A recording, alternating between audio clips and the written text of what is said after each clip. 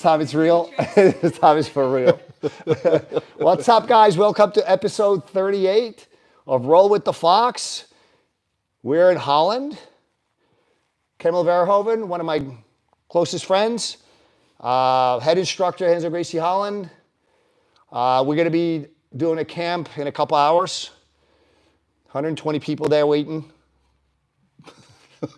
More. Kinda. So guys, I hope the audio is good because we're experimenting with these mics.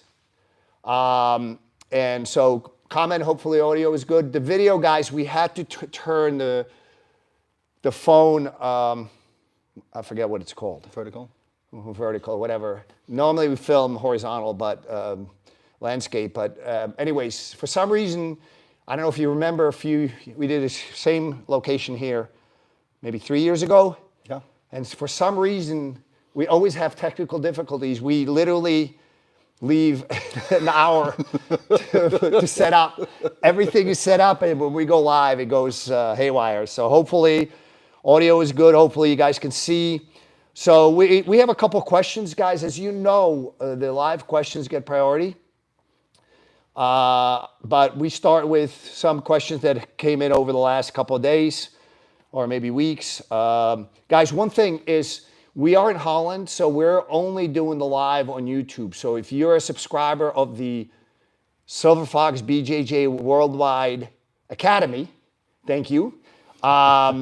We will not go live because literally it just came online last week, and I don't want to screw it up. As you can tell, we already have technical difficulties. So this is the only live one we're going to do. We're going to do the full 20 minutes on this one, maybe longer, depending on how many questions are coming in.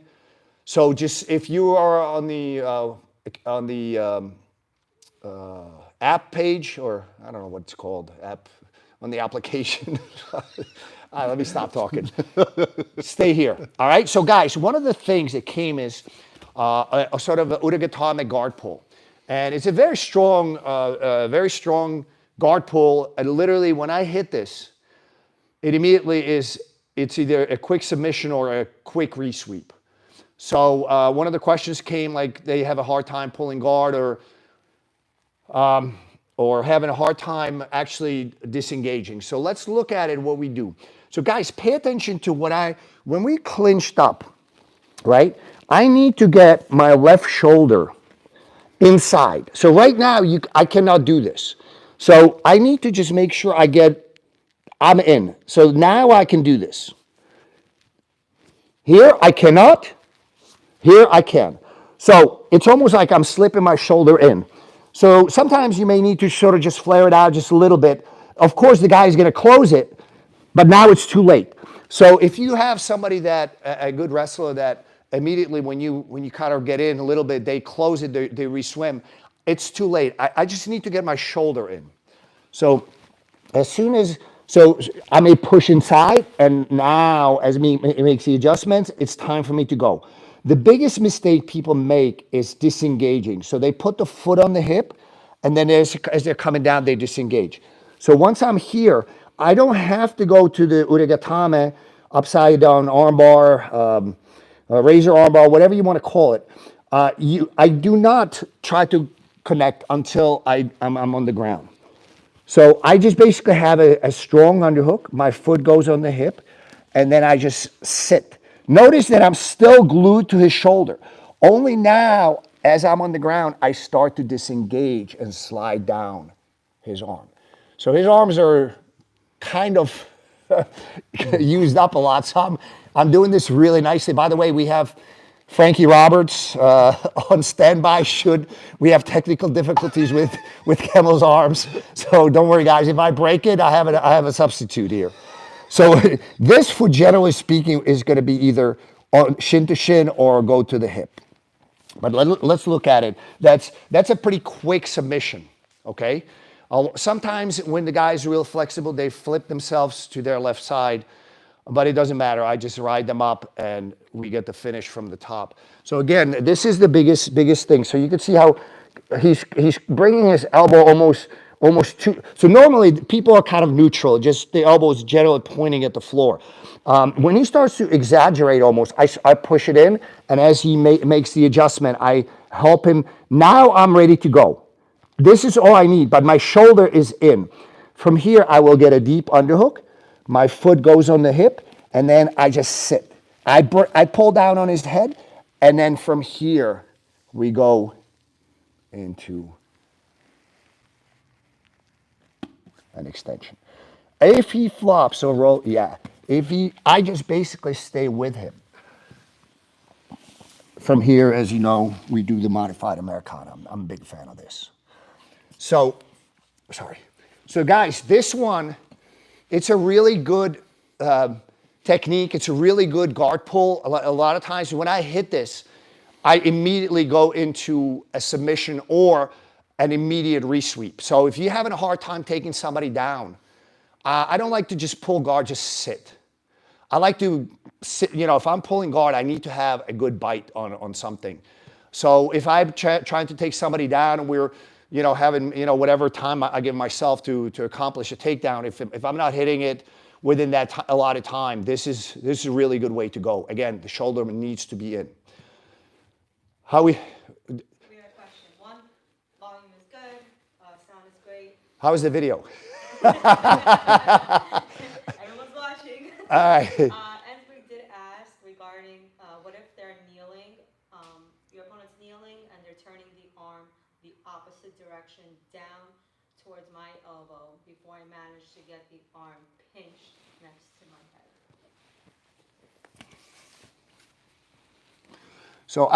So it doesn't matter. So even, right, this is all I need. If the guy's actually posting on my shoulder, I will pop it off.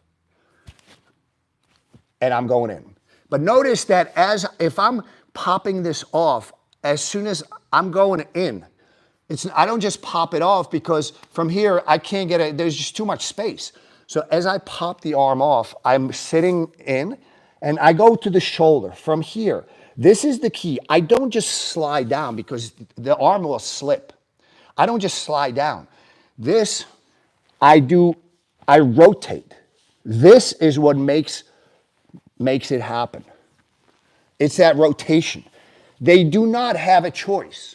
Let me repeat that. They do not have a choice. I don't care how strong the guy is, and believe it or not, actually, I think the more the guys that are really strong with the big biceps, sometimes the tendons, because the biceps are so big, or the muscles, that the tendons get a little tighter. So a lot of times, guys that are really, kind of almost like bodybuilder type body, they usually start to feel pain way before, before it straightens out. They feel it here. But I rotate. So this is the movement. So when I sit up, I'm going to do it just get into the camera. What's up, guys? So if I have to pop it off, I will. But as I'm popping it off, I'm moving forward. I grab on at the shoulder, and from here, as I'm laying down, I'm rotating my arms in this direction so that elbow winds up pointing kind of at the ceiling. So let's look at it one more time. This time, so regardless, even if he's here, sometimes guys will, they place their hands on my shin, and from here, I'm ready to go. At this point, even though he cannot swim his arm in anymore. Yeah, it's not going to happen anymore. And from here, I rotate, and we have a quick submission. One of us is losing hair. Haha, yes, at least somebody laughed. So I'm not laughing anymore. At this point, it's not funny anymore. I don't know. The hair. Okay, well, I think it's this location, man. For some reason, I don't even know where to put it. Come here. Let me see. It's all right. Oh, yeah, I got it. I think I got it. So, yes. We had a question from Dennis. Do they ever circle away from your foot that is on the hip and drive that on? So circle, yes. Yes. So I need to engage my legs That's another. It looks simple, guys, but it's not. There's a lot of subtleties to this movement. It's that movement, but also engaging the legs. So I need to have them heavily engaged. So basically, he has a split second to clear that. He only has one free arm. So once he clears it, then so if I start to get a bite and he yeah. You saw what happened, right? I can still hit it, or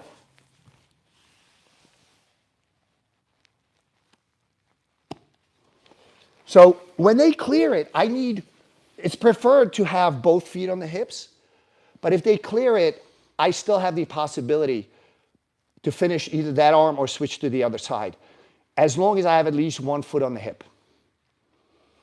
So the foot on the hip prevents his forward movement and also kind of limits how much he can move. You can do this when he's, as we just did with the takedown, when he's on his feet. You can do this when he's, especially NoGi, people tend to pass high, so they're standing. So it's easy to hit it, but and I'm ready to go. So once I have this foot, if he pops it off, I switch to the other side. So from here, I start to lose it, but that's okay. I can go into omoplata. Again, you got a big guy like that, and he's highly skilled too, by the way, but if he pops that leg off, I need to have at least one on the hip. Eventually, I will put both when I'm ready to finish. One of the related questions to this is one of the guys asked that somehow his training partners when they go to split guard, and I consider this Ude Gatame sequence part of the split guard because my leg body position is the same. It's just whether I'm under his arm or over his heel hooks, whatever you want to call it. To be honest with you, we have some really good leg lockers in my school, Frankie being one of them. I think I have yet to be leg locked from split guard, well, at least in the last couple of years, because, so say, if the guy just, go, I just took it away from him. So if I go, I'm not in split guard right now. Right now, still not split guard. I'm still setting it up. For split guard, I need to have arm control. So I will try to sweep my foot. Now I'm in split guard. Okay? If he tries, yeah. Now I'm split guard. He's not dropping in. He cannot drop in. Let me try. Go ahead. He cannot, it's not going to happen.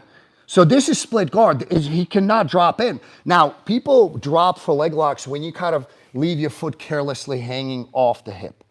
So again, this is safer than if I'm just kind of hanging out here. But if my foot is on the hip, yeah. Even if he pops it off, I'm already countering. So that should not be happening. That means you're not doing it well. So again, it's safer to have your foot in front of him than to the side. Let's do this side so they can see or switch, which is up to you. So here, you're vulnerable to a quick leg lock. Here, no. Because in order for him to leg lock me, he needs to control my knee line. Generally speaking. That's, right now he's not even controlling, forget about my knee line, he's not even controlling my ankle. So now you go ahead, he starts to go for it, yes. I immediately go into defense. Because it's a big movement to control the knee line. So he needs to first control the ankle, the foot, and then jump into the knee line. As soon as I feel him trying to pull my foot off his hip and try to control the ankle, I know the next possibility is going for so I immediately go into defensive mode to make sure that he does not control my knee line. What else we got? Well, we have Enrique. Enrique! Misses you, Karel. The weather is beautiful here in Holland. Oh, it's amazing.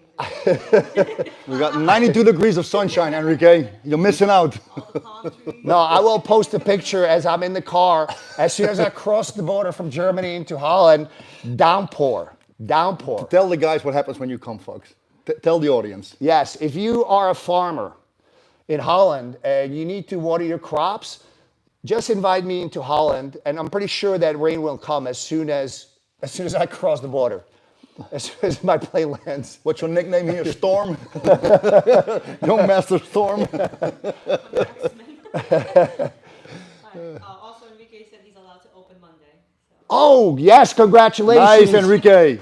Beautiful. Silver Fox BJJ, West Palm Beach, Silver Fox BJJ. Get ready for some visits. Yeah, a 561 opening Monday, October 2nd. Big step. October, yes. October step. Congratulations. Congratulations. Awesome. A big shout out to from Cheng. Wanted to say thank you for the applesauce from last week. Yeah. Yeah, crisscross applesauce. Yeah. We did have from, I believe they're a white belt, Peter, who's asking regarding regripping for the upside down arm lock, just for a beginner standpoint, just to get. Do not regrip. Do not regret. So generally speaking, you want to get the grip that you're looking for right off the bat. And usually once I get a grip, so even regardless what happens with the Ude Gatame attacks, I usually, even whether he swims, usually he quickly taps, or if they flop over, the left arm stays locked to that arm. Again, I control that arm the whole time. So even if he flops over, so we're fighting, I'm in. And now as he flops over, notice my left arm stays the whole time. I just had to clear a spot on the mat. there was a hair, it was bothering me. So notice that my left arm stays the whole time. Only my right posts, but my left, he cannot take his arm back. It's just not gonna happen. It hurts. I know, because he's making noises. And I can tell how tight it is. So let's look at it from a different angle. Now, Fox, here I can shoot in for a leg lock, right? Yes, go ahead. So let's From this way, maybe. From the back? yeah. Turn, let's turn this way? Yeah. So notice that, okay, so notice how my left arm does not change. So, I basically, as soon as I feel, so let me start butterfly, but as soon as I feel so notice I keep my knee a little bit wide so he can, so if it's here, he can be very tight. So I'll keep it a little bit wide, I'm good to go. As soon as I see the opening, at the same time, my foot goes to the hip. And now, notice what I'm doing. I know, so for now, I can only use literally one arm to control him. He will not get his arm back. Now, as he rolls, my left arm stays the whole time.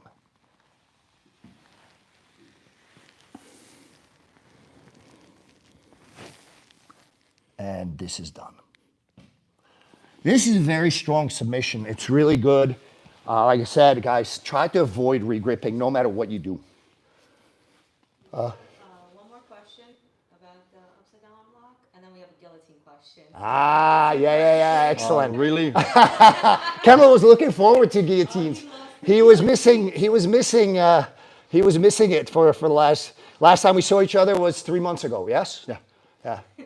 So from Ensberg, he was asking, when do you get that 45-degree angle? Because when he drills it, he gets the angle, feels good, but getting that angle right away. Yeah. This is a really tricky question. Ensberg, I certainly hope you bought the app because you literally have a question every we have people that bought it in Australia, Japan, Israel. We have subscribers literally all over the world. It came out last week. But Ensberg is one of our most ardent listeners. He wants to learn from the best. Thank you. This is why I have him on. I'm getting commission, by the way. So, shit, I forgot. Angle. Oh, angle, yeah. We got to stop having so much fun. So this is a really good question. So as I'm going forward, I immediately, I'd like to have my hips tilted to him, but to me that's secondary to establishing the angle. So I will take the risk that my hips go the wrong way,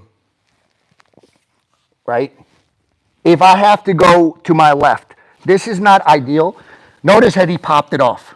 What do I do? Immediately, my other foot is on the hip. I'm on him. This is a quick submission. But let's assume he's more flexible. He bends his arm.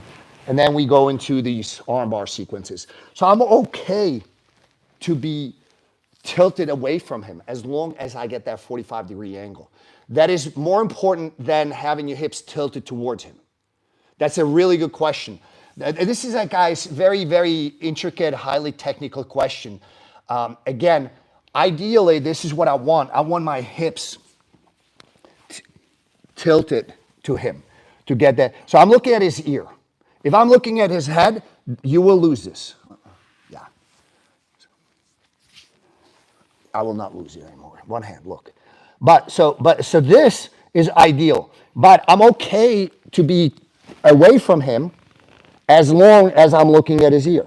Because from here, the only possible way Kemal can now counter it is to bend his arm, bring his head to the floor, which now I bring the top leg over, and it's done.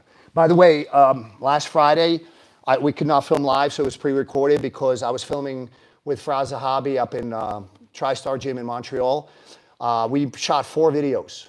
One of the videos we made was actually on this Ude Gatame. It might be out. One of them is out. I forget which one. Is it the Ude Gatame one? Yes, because Brook said it's a great follow-up to the Faraz video. Ah, yeah. So if you want, like, you can go back and forth. Guys, this is one of my favorite weapons.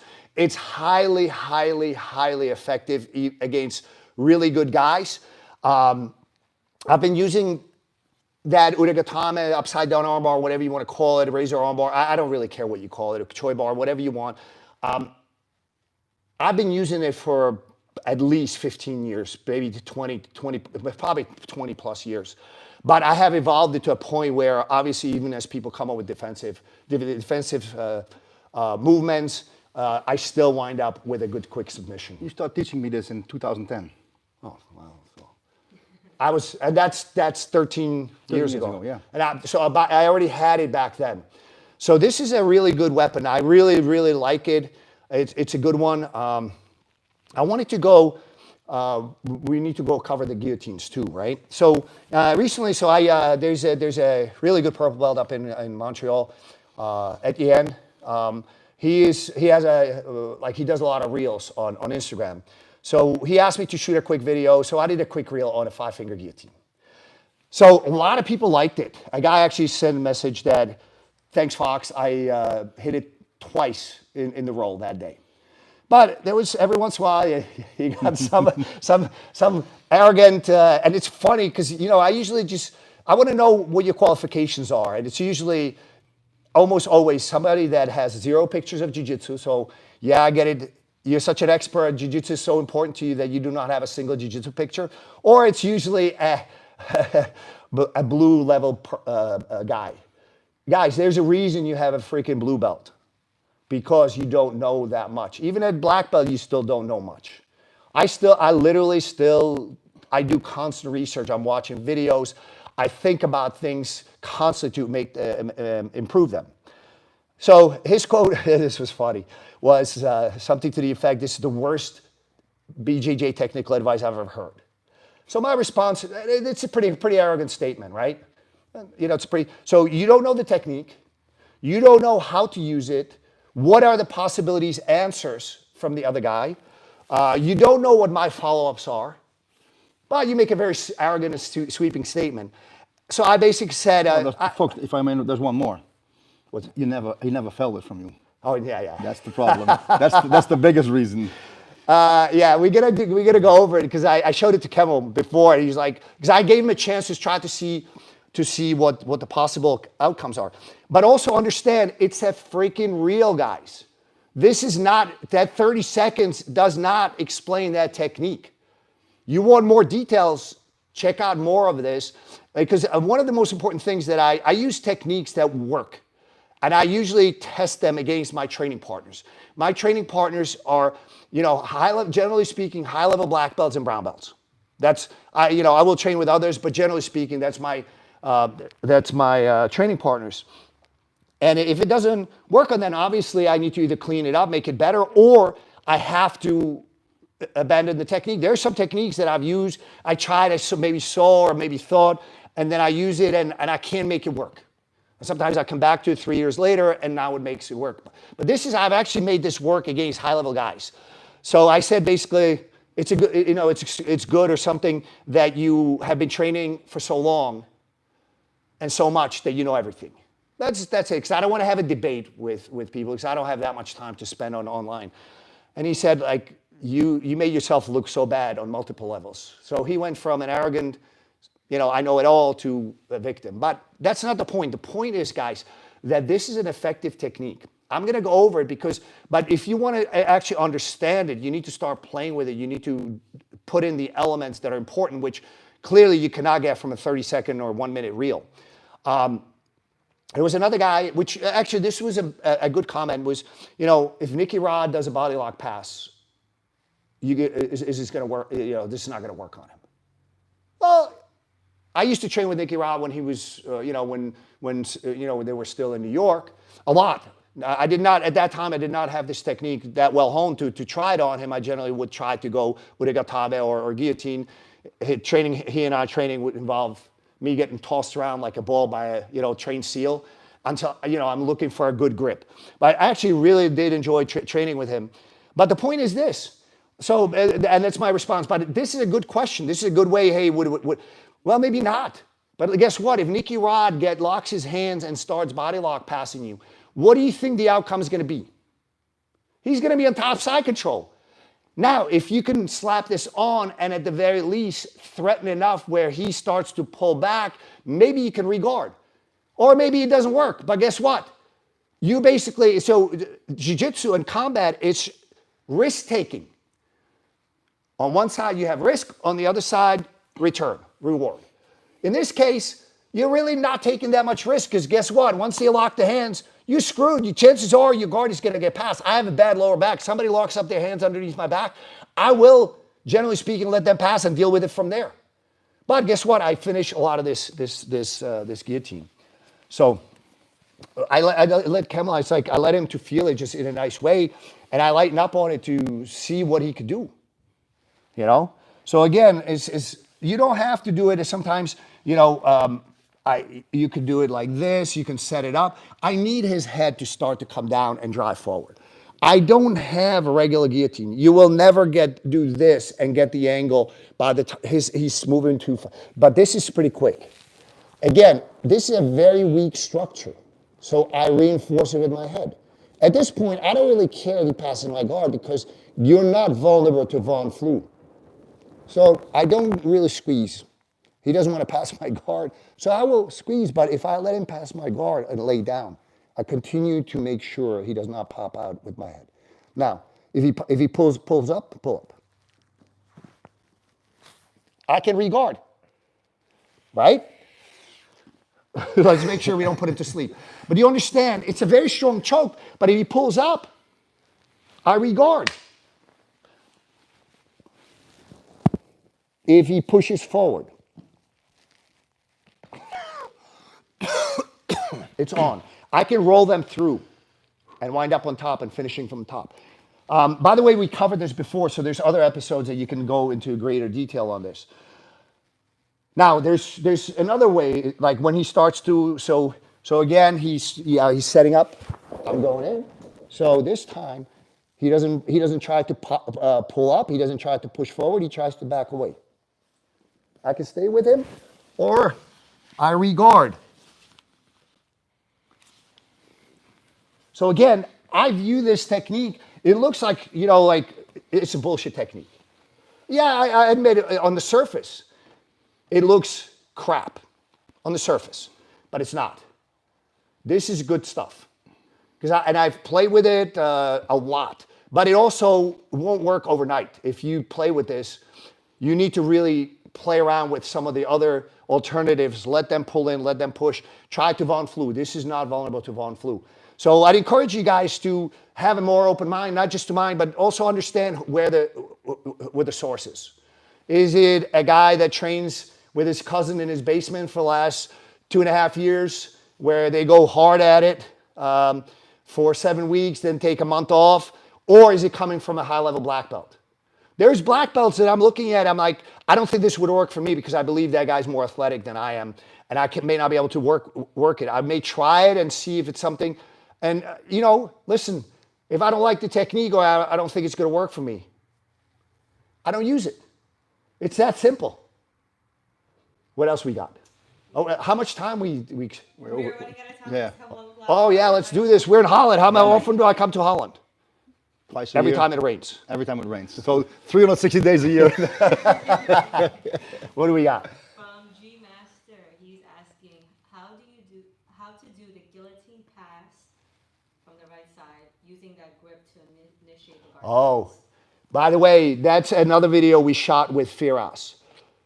So I don't want to spend too much time on it because go to his video when it comes out. I don't know if it's out, but basically we shot 4 videos. The armbar, the Ude Gatame came out, I believe. This is one. One of the most important things is when I do use the guillotine as a again, if my right leg is forward, I will use my right hand to feed to my left. And I go for the underhook, not at the shoulder, at the elbow. If my left leg is forward, I use my left hand to feed to my right. So I'm basically feeding with the same side arm, but I'm feeding to the opposite arm to actually get that bite and start moving forward. I use this a lot of times when Enrique's guard retention is really good, and when I'm having frustrated, I can't get a guard pass going. This is one of my go-to moves.